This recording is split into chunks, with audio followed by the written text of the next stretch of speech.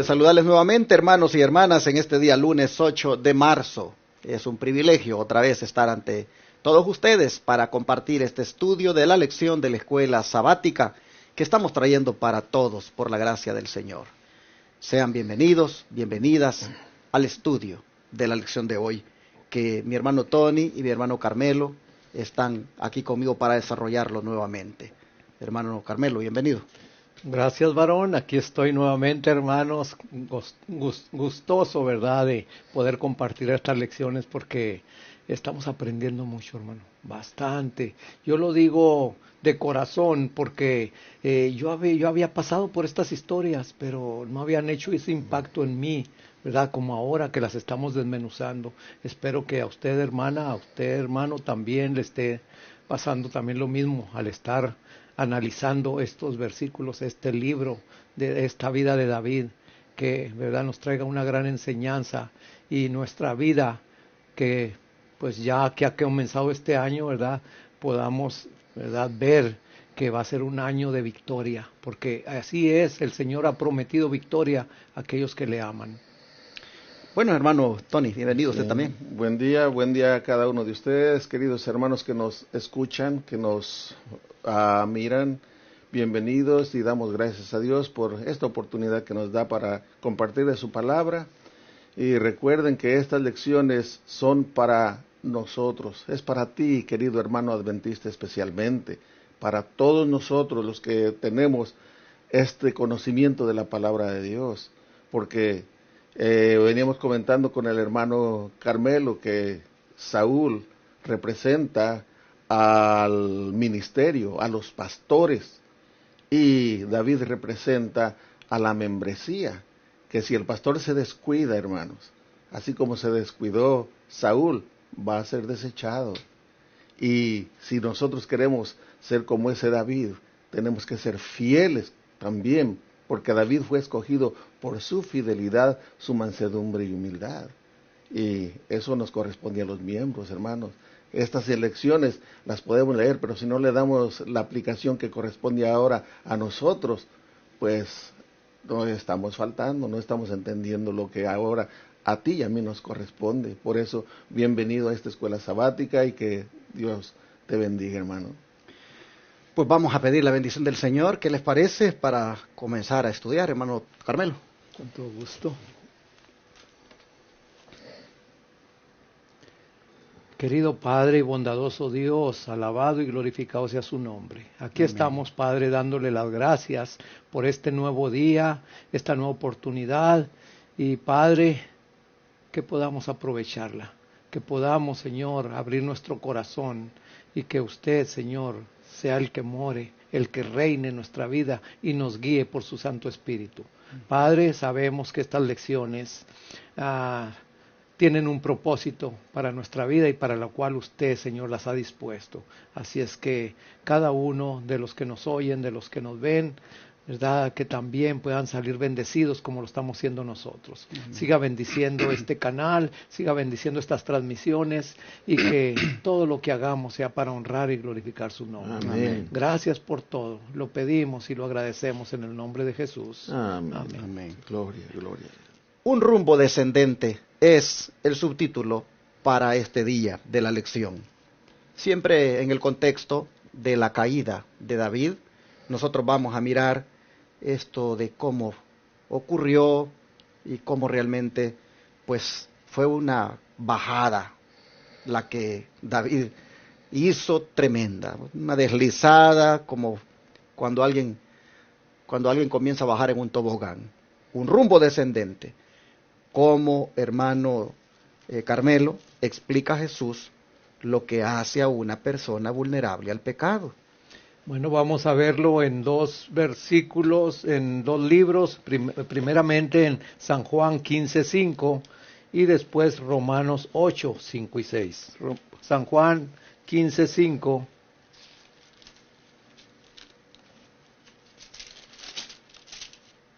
Dice de esta manera: Yo soy la vid, vosotros los pámpanos. El que permanece en mí y yo en él, éste lleva mucho fruto, porque separados de mí, nada podéis hacer.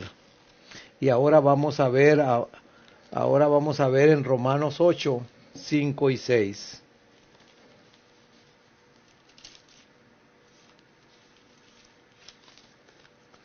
Dice, los que son de la carne piensan en las cosas de la carne, pero los que son del Espíritu en las cosas del Espíritu.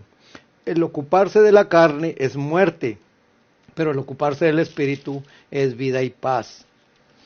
Aquí, hermanos, estaba yo comentando con una persona precisamente acerca de estos versículos, ¿verdad? Y nosotros como cristianos, a mí me llamó mucho la atención de que los que andan en la carne piensan en las cosas de la carne. Así como vemos que David en esta forma, en este rumbo descendente, ¿verdad? Le llegó el momento en que se desconectó precisamente de, como dice allá en San Juan 15, ¿verdad? Que si no permanecemos en la vid, pues separados de Jesús no podemos hacer, es donde vamos a caer nosotros más fácil en las trampas del enemigo. Pero aquí Romanos, ¿verdad? Nos habla de dos caminar, el caminar en la carne y el caminar en el espíritu. Yo siempre lo conecto, ¿verdad? Y le pregunto a las personas cuando traen angustias, cuando traen afanes, cuando traen problemas. Hermano, ¿se está dando cuenta usted por qué están llegando estas cosas? ¿Anda usted en el espíritu o anda en la carne?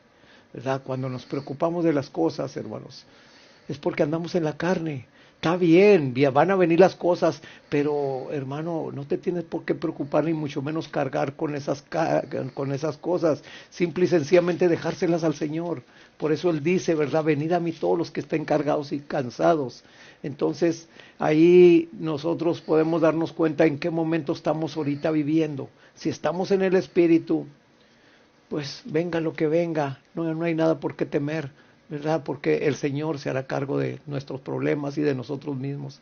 Así es que andemos en el Espíritu, hermanos. Andemos en el Espíritu y podamos ver que realmente la victoria es segura. Oh, mis hermanos, cómo el Señor Jesús es de sabio. Al decirnos, separado de mí, nada pueden hacer. Y esto fue lo que sin duda sucedió con David. Se separó del Señor. Y miren los resultados. Nosotros también, hermanos, nos pasa lo mismo. Ayer en la oración, al finalizar, yo mencionaba a nuestro Dios el gran peligro que tiene ese hombre, esa mujer, que se queda solo con su celular, mirando allí qué cosas. ¿Cómo quedarse solo con el celular? Hermanos, puede ser de peligroso si no está sometida la vida completamente al Señor, si no está entregada, si no está conectada con Él.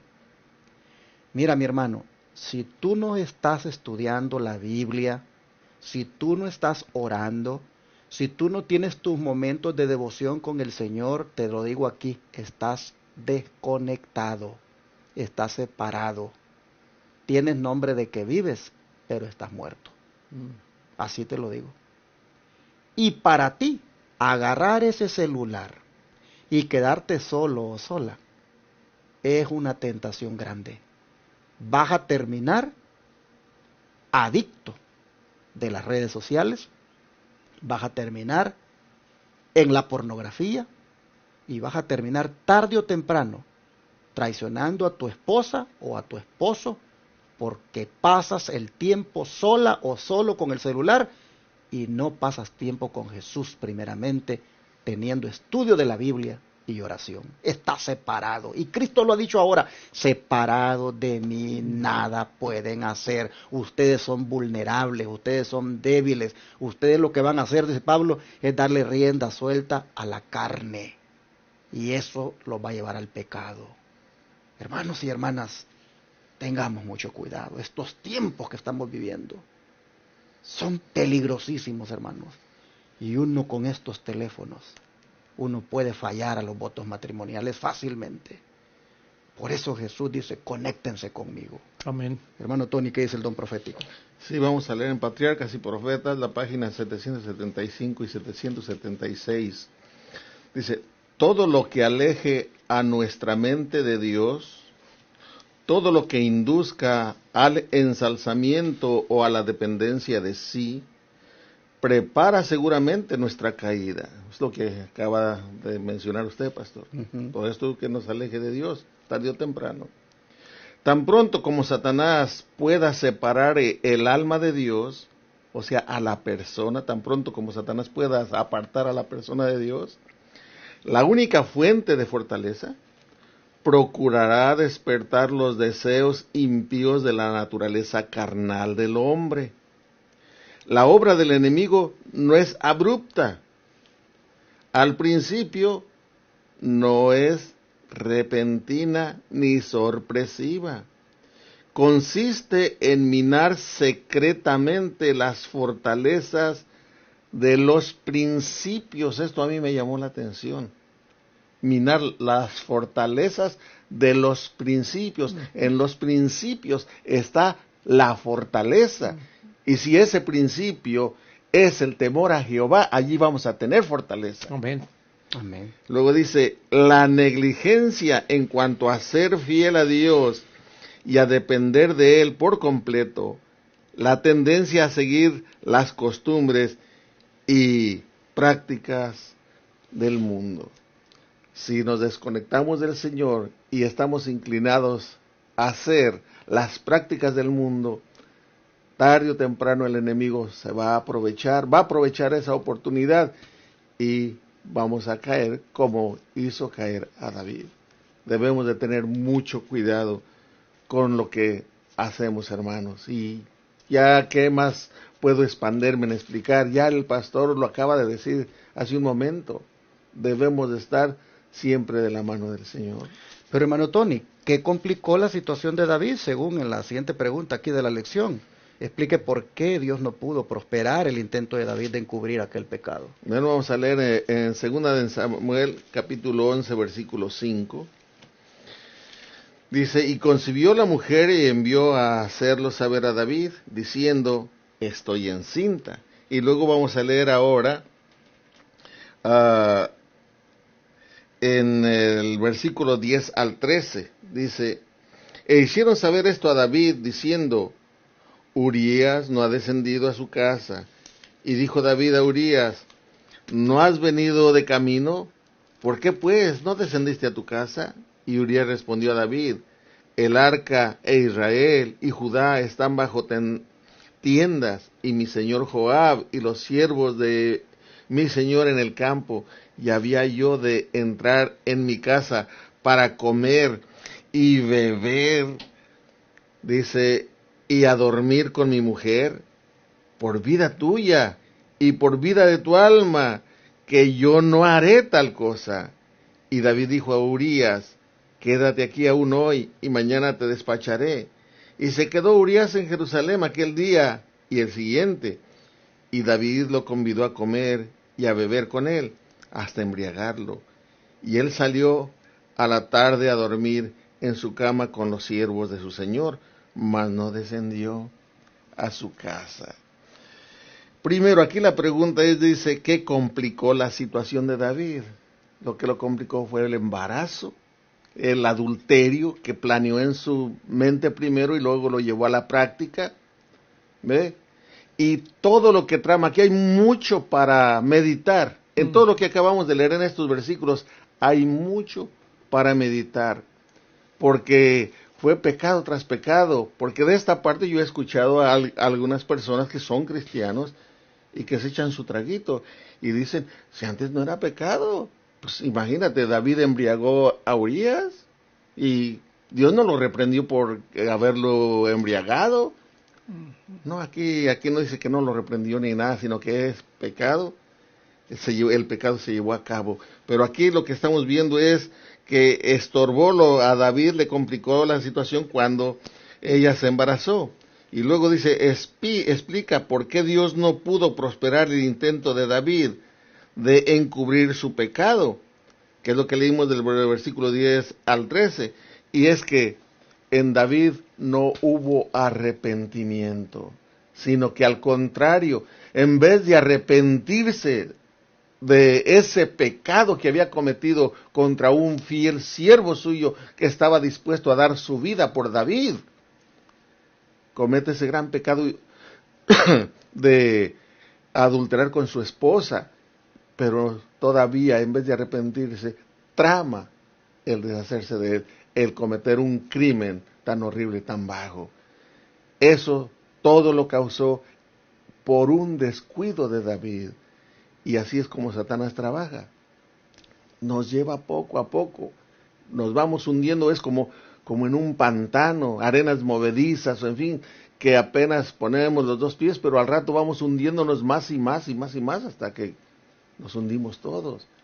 Debemos de pedir a Dios la sabiduría y tener la fortaleza que viene de Él para poder reconocer nuestras faltas y también salir de todo ello, hermano. Que Dios nos ayude. Mis hermanos, nosotros vemos aquí a Betsabé diciéndole a David, estoy encinta. ¿Por qué le manda decir, estoy encinta? Porque, hermanos, el pecado del adulterio era prácticamente pecado de muerte.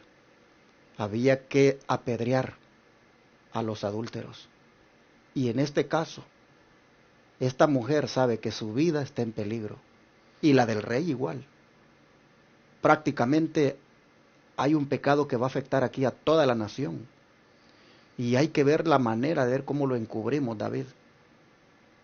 Aquí, hermanos, los dos son reos de muerte. Por cuestiones de ley, ellos deben morir a pedradas, así dice Levítico 20:10 y Deuteronomio 22:22. Sin embargo, noten todo lo que en la desesperación David hace para ocultar aquello. Dios no podía pues dejar que aquello se ocultara, no podía prosperar el intento de David para encubrirlo, porque era un pecado que tenía que de alguna manera salir a la luz, porque estaba en juego los intereses de la nación y había que pues censurar públicamente eso y había que sacar prácticamente una lección de todo esto para que pudiera la nación entender cómo Dios ve el pecado. Interesante cómo inmediatamente David y Betsabé buscan ocultar aquello. No le funciona a David todo lo que hace. Dios no lo permite. Vamos a ver en unas poquitas letras aquí del don profético, hermano Carmelo, porque la hermana White dice que Dios no prosperó el intento de David en encubrir el pecado. Dice aquí mismo en Patriarcas y Profetas, en la página 777, que todo esfuerzo de David para ocultar su culpabilidad resultó fútil o inútil. Se había entregado al poder de Satanás. El peligro le rodeaba, la deshonra que es más amarga que la muerte le esperaba. Pero, hermanos, podemos ver que hasta aquí, ¿verdad? David, después de haber fallado al Señor con esta acción, ¿verdad? Él estaba adormecida su mente. El enemigo lo tenía tan atrapado que él no veía la pecaminosidad, la gravedad del hecho que había pasado, ¿verdad? Pero fíjense cómo él, como dice allí, ¿verdad? Él no pudo ocultar su culpabilidad y ya estaba entregado a Satanás, que siguió adelante, hermanos. A pesar de que había unas lucecitas ahí intermitentes, él no las captó, él no las vio, porque ya en el versículo 11, fíjense lo que le dice el soldado, lo que le dice el agraviado, lo que le dice al mismo rey. Fíjense en el 11 lo que le dice. Urías respondió a David, el arca, Israel y Judá habitan bajo tiendas. Mi señor Joab y los siervos de mi señor en el campo. ¿Cómo iba yo a entrar en mi casa para comer y beber y dormir con mi mujer? Por vida tuya y por vida de tu alma nunca haré tal cosa. Pero fíjense qué bofetada le estaba dando este siervo al rey, ¿verdad? Que ahí tan adormecida tenía su conciencia que no percató esto, que le dijo, ¿verdad? Que aún todavía este rey siguió adelante. Hermanos, es triste cuando ya, ¿verdad? Tu mente está dañada, cuando tu mente ya está ocupada.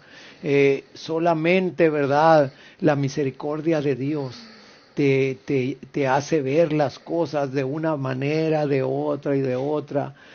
Y como sabemos, como hemos leído todo eso, Dios conocía el corazón de David, conocía que Satanás lo había agarrado en este punto, ¿verdad? Y solamente, ¿verdad?, el reconocimiento de la persona era la que tenía que valer allí.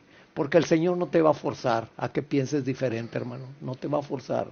Simple y sencillamente te está mandando aviso tras aviso, como se lo mandó por medio de este siervo, ¿verdad? Que fíjense cómo el pecado, como le dijo el hermano Tony, que este rey sabía lo que trae el vino, lo que trae el alcohol, ¿verdad? Entonces, ¿qué dijo? Pues lo voy a emborrachar para que se entorpezca su mente y entonces sí pueda entrar a su mujer. Pero vemos la reacción de este siervo, hermanos. ¿Cuál es la reacción de nosotros ante un pecado o ante alguna atracción o algo que te está llamando la atención? Cuando tú piensas en la carne, hermano, luego te llama, ¿verdad? Porque ¿de dónde nos trajo a nosotros el Señor? De la inmundicia, es de donde venimos. Yo lo digo por mí, hermano. Yo no sé tú cómo te consideras, pero yo vengo de la inmundicia y yo sé de dónde me ha traído el Señor. Así es que, hermanos, pues es triste decirlo, ¿verdad? Pero yo tiemblo que mis palabras puedan llevar sello humano, sello carnal, ¿verdad? Sino al contrario, que pueda darle honra y gloria al Señor y que su sello esté siempre conmigo para que el enemigo no me toque. Ay, hermanos, esto es prácticamente todo un drama aquí, la verdad. Cuando los hermanos están comentando, yo estoy mirando el cuadro. Miren, el pecado le entró a David por los ojos primeramente, porque todo pecado entra por allí, por los ojos. Por eso hay que cuidar las avenidas del alma. ¿Qué miro yo? ¿Qué miro en la televisión? ¿Qué miro en el celular? ¿Qué miro? ¿Cómo miro, hermanos? David miró a Betsabé. Fue el primer pecado. Le entró por los ojos, la miró y vio que era hermosa. Luego, miren, planeó en su mente. Y después de planear, ejecutó. Y ella no la llevaron a la fuerza. La Biblia no dice que a la fuerza la llevaron, así que ella también voluntariamente fue. Hermanos y hermanas, ¿cómo de verdad somos vulnerables? De verdad somos vulnerables y tenemos que estar despiertos las 24 horas espiritualmente hablando, para que no el enemigo nos vaya, hermanos, a dar, como decimos, vuelta. Interesante la lealtad de Urías, el esposo de Betsabé, que ni siquiera borracho, hermanos, quebrantó su lealtad de este hombre. Qué leal, dijo, ¿cómo yo voy a ir a acostarme con mi mujer, a estar ahí cuando los soldados, dijo, están batallando y el arca? Miren, hermanos, ni siquiera la borrachera lo hizo quebrantar su lealtad. ¿Qué hombre más ejemplar aquí? Bueno, vamos a seguir. ¿Cómo se sintió David entonces, hermano Carmelo, cuando fue inducido a añadir pecado al pecado, y cómo se sintió Dios también al respecto? Bueno, vamos a seguir con estos versículos, ¿verdad?, de 2 de Samuel 11, pero ahora lo vamos a hacer del 14 al 17, y luego el 26 y el 27, y ahí también Salmos. Bueno, del 14 al 17 nos dice de esta manera: a la mañana siguiente escribió David una carta a Joab, la cual envió por mano de Urías. En ella decía: poned a Urías al frente, en lo más recio de la batalla, y alejaos de él, para que sea herido y muera. Ay, hermanos, estas palabras, no sé, me hacen temblar, ¿verdad? Estas palabras del ungido de Jehová. Dice el 15, en ella decía, bueno, ya lo leímos, ¿verdad?, para que sea herido y muera. Así cuando Joab sitió la ciudad, puso a Urías en el lugar donde sabía que estaban los hombres más valientes. Salieron los de la ciudad y pelearon contra Joab, cayeron algunos del ejército de los siervos de David, y murió también Urías el heteo. Ahora vamos al 26, que dice así: al oír la mujer de Urías que su marido Urías había muerto, hizo duelo por él. Y ahora leemos también el 27. Pasado el luto, envió David por ella, la trajo a su casa y la hizo su mujer. Ella le dio a luz un hijo, pero esto que David había hecho fue desagradable ante los ojos de Jehová. Ahora vamos al Salmo 32, donde David reconoce y ve, ¿verdad?, que su pecado, ¿de qué tamaño es? 32, 3 y 4, Salmos. Dice el Salmos 32, 3 y 4. Mientras callé, se envejecieron mis huesos en mi gemir todo el día, porque de día y de noche se agravó sobre mí tu mano. Se volvió mi verdor en sequedades de verano. Ahí es donde está reconociendo, ¿verdad?, que mientras cayó él, pues los huesos se envejecieron. Y vamos a ver, bueno, creo que esto fue, hermanos, podemos reconocer que se logró su objetivo de este siervo de Dios, se logró su objetivo al cual, ¿verdad?, Satanás lo estaba induciendo. Y vemos, ¿verdad?, que eso no le trajo nada bueno. Las consecuencias nosotros todos las sabemos, ¿verdad?, que ese hijo que vino producto del pecado del adulterio, pues ese niño murió. Y le dolió mucho a David también ese hijo. Pero lo que más le dolió, pues, haberle fallado al Señor. Así como tú y a mí, hermanos, cuando sabemos que hay algunas cosas que hemos hecho y no están bien, pues yo le doy gracias al Señor porque me ha traído y me ha dolido, ¿verdad?, haberle fallado, pero todas esto me están enseñando a vivir una manera, en una comunión más estrecha con Él. Pero hermano Tony, ¿cómo el don profético comenta esto que hemos leído? Sí, en Dones Espirituales, el tomo 4, la página 86 y 87, esto está en inglés. Dice, no había sino una manera de escapar, o sea, para David. Y en su desesperación se apresuró a agregar un asesinato a su adulterio. El que había logrado la destrucción de Saúl trataba ahora de llevar a David también a la ruina. Aunque las tentaciones eran distintas, ambas se asemejaban en cuanto a conducir a la transgresión de la ley de Dios. David se había excusado de su propio curso pecaminoso para sí mismo, hasta que sus caminos parecían aceptables a sus propios ojos. Un paso en falso había preparado el camino para otro. Cuando David se alejó de Dios y manchó su carácter virtuoso con sus crímenes, ya no era un hombre según el corazón de Dios. Aquí me llamó la atención mucho que dice que el que había logrado la destrucción de Saúl trataba ahora de llevar a David también a la ruina. ¿Y quién era el que había logrado la destrucción de Saúl? De Saúl. Era Satanás. Y también quería llevar a la destrucción a David. Y lo estaba logrando. Pero David era distinto a Saúl. David era noble. Eso fue lo que hizo la diferencia. Aquí hay la pregunta que dice que cómo se sintió Dios al respecto. Es una pregunta, ¿cómo se sintió Dios al respecto? Bueno, es difícil saber cómo se sintió Dios al respecto, pero una cosa sí es segura, que se sintió un poco desilusionado con David. Pero Dios amaba a David. Y como es grande en misericordia, todavía empieza a lidiar con David y más adelante vamos a ver cómo. Pero esto, trayéndolo a nosotros, hermanos, es como un descuido, como ya se ha venido diciendo, un descuido de parte nuestra, que nos apartamos de esa comunión con Dios, nos puede arrastrar a la ruina, hermano. Debemos de tener mucho cuidado. Hablar más, yo creo que sería, pues, volver a repetir lo que ya tanto el hermano Carmelo como el pastor ha hablado ampliamente acerca de no alejarnos de Dios, no apartarnos de Él. Bueno, creo que llegó el momento para pedir a Dios que nos ayude a que podamos evaluar verdaderamente nuestra condición y en todo aquello que estemos descendiendo también nosotros, hermanos, inmediatamente mejor nos paremos y no sigamos adelante, porque el rumbo descendente, hermanos, una vez uno lo recorre, oh, ¿cuántos hay que ya no retornan? ¿Cuántos hay que la muerte les llega estando en ese camino descendente? Y fueron tremendos ancianos de iglesia, tremendos predicadores, tremendos pastores. Y tristemente, la muerte los encuentra en una condición de pecado. Vamos a pedir a Dios en esta hora que nos ayude a ya no descender, sino más bien ascender al trono de la gracia, hermanos. Amén. a hallar ahí el oportuno socorro. Amén. Qué tremendo, miren cómo David actuó. Pidamos a Dios que nos libre de esto a nosotros también. Amén.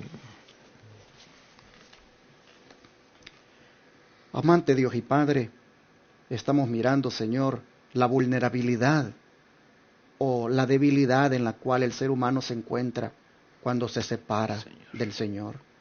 Podemos ver, Padre, cómo David está actuando. No cabe duda que el exaltado aquí está descendiendo tremendamente, Padre.